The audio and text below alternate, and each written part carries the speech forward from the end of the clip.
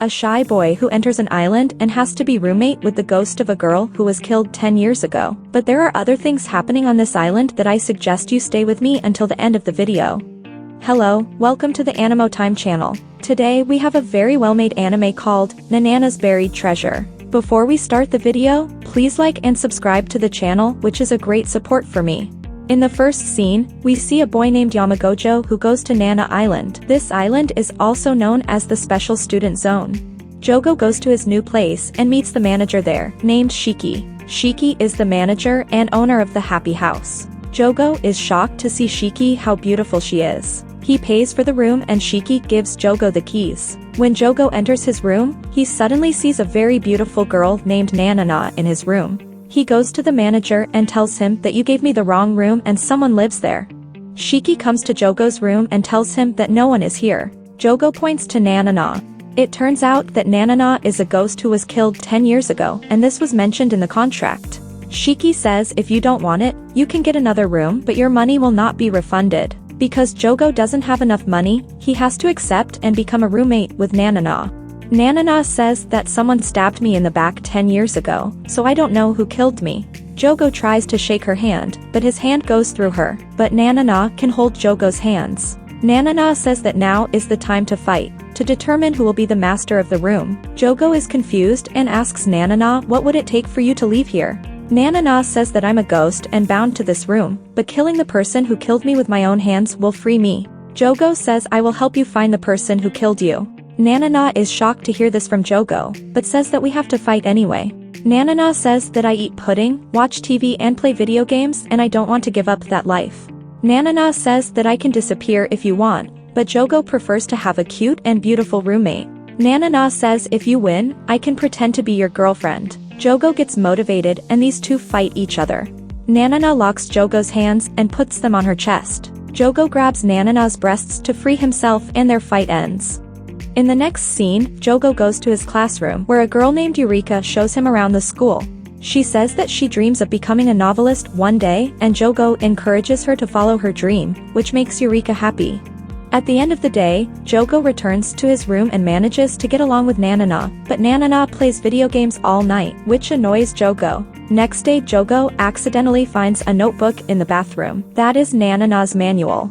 In the notebook, it is said to go to the adventure club and complete the Nanana collection. Jogo finds this notebook and decides to save Nanana. Jogo searches about Nanana and finds out that she was one of the creators of this island. Then he finds out that the manager of his house is one of the most important people on the island. Shiki says that the group of 7 has a dream to build an island for young people to follow their dreams. She says that Nanana's treasure is worth hundreds of millions of dollars and whoever gets the treasure will get powers too. She says that the group tried their best but couldn't get the treasure.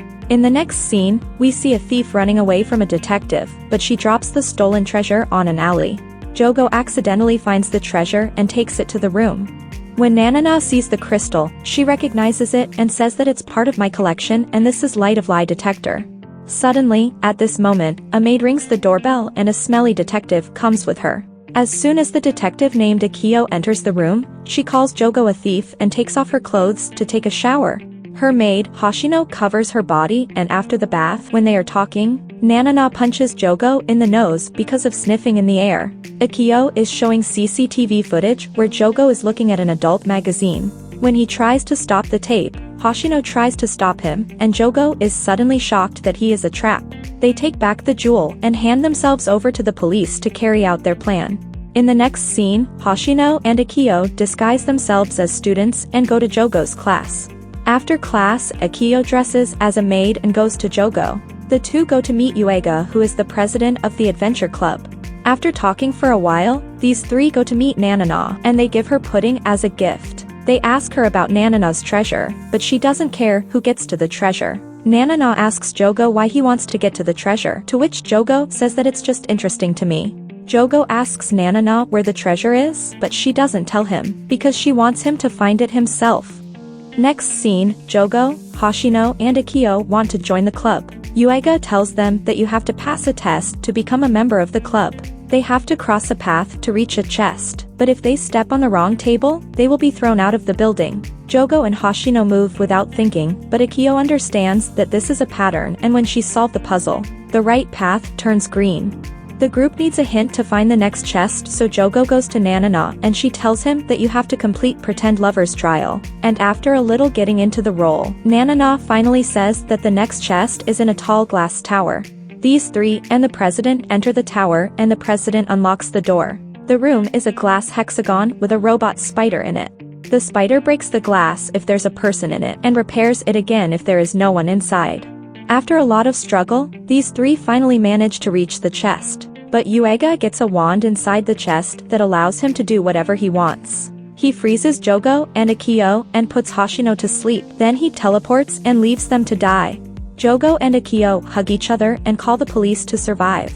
The police arrive to save them, but it turns out that they are thieves themselves, and they mug Jogo. The girl who mugged Jogo is called Fuji.